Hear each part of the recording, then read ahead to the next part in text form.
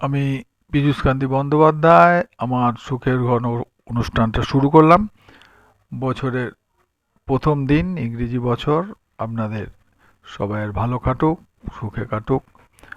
তাই সুখের ঘরে অনুষ্ঠানে আমি আজকে যে বিষয়টা বলবো, অনেক বন্ধু বান্ধব বা সবাই আসে। আমার ছেলের বিয়ে হচ্ছে না, মেয়ের বিয়ে হয়েও ঠিকঠাক হয়েও ভেঙে যাচ্ছে। কয়দিন বাকি প্রস্তুতি নিচ্ছি, তাও অনেক সময় ভেঙে যাচ্ছে।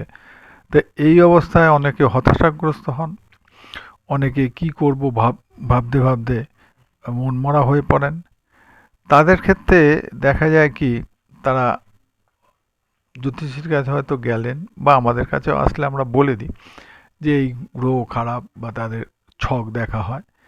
দেখে যখন আমরা তাদেরকে কোনো রেমেডির কথা বলি, তারা অনেকটা ভয় পেয়ে যান। কারণ এত টাকা স্টোন, এত টাকার রেমেডি, স্বাভাবিক ওইগুলো সাধারণ বাড়ির পক্ষে তো করা সম্ভব না।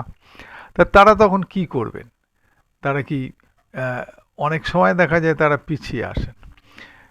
কিন্তু ধরুন আপনার একটা রোগ হয়েছে, আপনি কলকাতায় বড় বড়, নাম আর করছি না, বড় বড় নার্সিংহোম, বড় বড় হসপিটাল যেখানে যাবেন প্রাইভেট, সে সমস্ত জায়গায় খুব ভালো চিকিৎসা হবে, কিন্তু তাদের দক্ষিণাটাও অনেক বেশি। সেজন্য অনেকে হয়তো পেরে ওঠেন না। কিন্তু আপনি কি রুগীকে ফেলে রাখবেন? আপনাকে তো সরকারি হসপিটালে নিয়ে যেতে হবে। সেখানে একটু ধৈর্য ধরে যদি আপনি করতে পারেন চিকিৎসা, তাহলে অবশ্যই ভালো হবে। সেখানেও অনেক বড় বড় চিকিৎসক রয়েছেন, তারা আপনাকে রোগটা সারিয়ে দেবে। আপনি এমসে যান, সরকারি হসপিটালে যান, সেখানেও সুন্দর চিকিৎসা হয়, কিন্তু আপনাকে লাইনে দাঁড়িয়ে সেই চিকিৎসাটা করাতে হবে। তা জ্যোতিষশাস্ত্রও সেরকম, যে আপনি যদি আপনার চিকিৎসাটা স্টোন দিয়ে না করাতে পারেন, উপস্টোন দিয়ে করাবেন, সেটা না পারলে আপনার গাছের শেকড় টেকড় দিয়ে, কিংবা সব থেকে ভালো জিনিস হচ্ছে টোটকা এবং মন্ত্র। তো এগুলো যদি করতে পারেন, তাহলে আপনার বিনা পয়সায়, বিনা পারিশ্রমিকে, কিন্তু আপনাকে ধৈর্য ধরে ওইগুলো পালন করতে হবে। যদি করেন, অবশ্যই আপনি ফল পাবেন। তা আমি আজকের যে বিষয়টা বলবো, ওই বিয়ের বিষয়টাই। বিবাহ কেটে যাচ্ছে বা ঠিক মতো হচ্ছে না। আমি তিন চারটে টোটকা দিই। অনেক টোটকা রয়েছে, তার মধ্যে যেগুলো সহজ সরল সাধারণ মানুষ করতে পারবে, পয়সা খরচ কম, আমি সাধারণত তাদেরই তো ও, দেখি, বা তাদের সঙ্গেই আমি বসি, আর তাদের নিয়েই আলোচনা, তাদেরকে নিয়েই আমি টোটকাটা দিচ্ছি। প্রথম টোটকা হচ্ছে, ধরুন ছেলের বিয়ে হচ্ছে না, সে তখন কি করবে?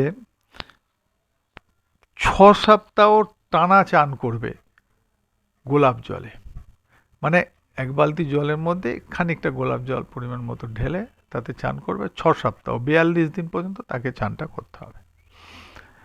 আর যদি মেয়ে হয়, তাহলে ওই একই জিনিস 6 সপ্তাহ, কিন্তু সে দেবে সেখানে কাঁচা হলুদ বাটা। কাঁচা হলুদ বাটা দিয়ে যদি সে চান করে, 6 সপ্তাহ পর থেকে তার একটা শুভ যোগ আসার সম্ভাবনা থাকেই। এখন এখানে কিন্তু খরচটা খুবই কম, কিন্তু আপনাকে ওই 6 সপ্তাহ করতে হবে, করতে হবে। ওই নিয়ম মেনে চলতে হবে, হসপিটালে লাইন দেয়া, সেই আর কি। এইবারে আপনাকে আর একটা টোটকা বলি, ওয়ান টাইম, একবারই করতে হবে। দ্বিতীয় যে টোটকাটা হচ্ছে, একটা অশ্বত্থ পাতা নেবেন, অশ্বত্থ পাতা, অশ্বত্থ গাছের সুন্দর পাতা নিয়ে, পরিষ্কার, যেখানে দাগ টাগ নেই, নিলেন। নিয়ে সেইটাতে ছেলে অথবা মেয়ের নাম গোত্র কিসে লিখবেন? সিঁদুরের সাহায্যে লিখে, সেটা যদি কোনো বৃহস্পতিবার দিনকে আপনি গরুকে খাইয়ে দিতে পারেন, তাহলে আপনার কিন্তু ওই ওয়ান টাইম টোটকাতেই আপনার অনেকটা কাজ হবে। দেখবেন কিছুদিন পর থেকে আপনার বিবাহের যোগাযোগ আসতে চলেছে। এবারে আর একটা টোটকা বলি, এটা ওয়ান টাইম, একবারই করতে হবে। কি করবেন? মুষলধারে যখন বৃষ্টি পড়ছে, সেই বৃষ্টির জল আপনি একটি পবিত্র পাত্রে, কাঁসার পাত্র হোক, বা আপনি যে ঠাকুরের গ্লাস বা যে কোনো এতে আপনি ওটা সংগ্রহ করুন। সংগ্রহ করে নিয়ে সেই জল দিয়ে আপনি কোনো একটা বুধবার গণেশজিকে স্নান করান। সেই জলটা রেখে দিয়ে কোনো একটা বুধবার গণেশজিকে স্নান করান। অর্ধেকটা জলে আপনি স্নান করে নিলেন এবং কিছুটা জল আপনি রেখে দেবেন। সেই জলটা আপনি হলুদ দিয়ে নিজে স্নান করে নিলেন। আর গণেশজির চান করার পরে যে জলটা থেকে গেল, ধরুন একটা বড় ঘটির অর্ধেক জল, যে জলটা থেকে গেল, সেটা আপনি ওই ঘটিতে বা তামার পাত্রে সংগ্রহ করে নিয়ে কোনো প্রবাহমান জল স্রোত বা নদীতে আপনি যদি ফেলে দেন, তাহলে আপনার কাজ দেবে। প্রবাহমান জলস্রোত আপনার ড্রেন দিয়েও জল যায়, আপনি কি ড্রেন দিয়ে দেবেন? সেটা না।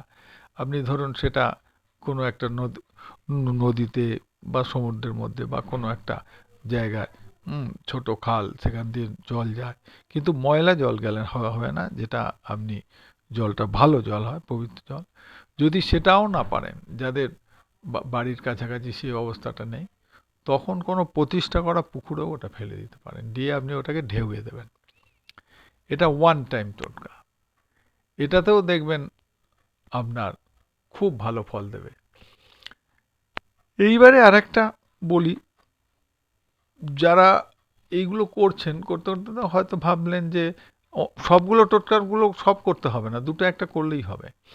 ধরুন বাড়ির কাছাকাছি কোথাও ওই জল পাচ্ছেন না, বা গরু পাচ্ছেন না, অসৎ গাছ পাচ্ছেন না, তারা কি করবেন? তাদের হচ্ছে দোকান থেকে বিশুদ্ধ কর্পূর কিনে আনবেন।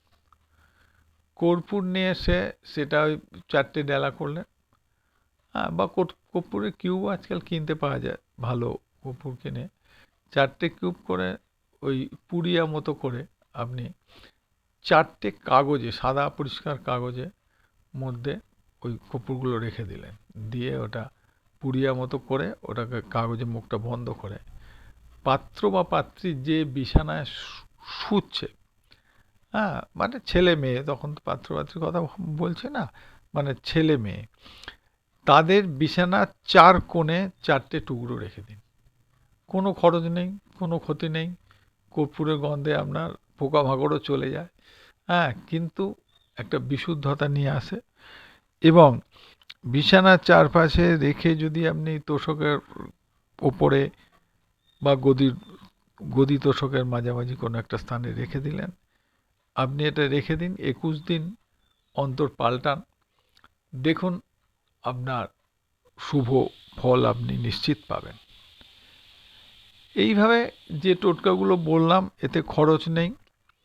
আপনারা পবিত্র মনে যদি এইগুলো পালন করতে পারেন, আশা করি ঈশ্বর আপনার এর মুখ তুলে চাইবে।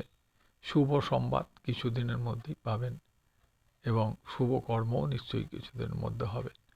যদি আপনারা শুভ ফল পান, তখন আমার সাথে যোগাযোগ করবেন। নমস্কার, ভালো থাকুন।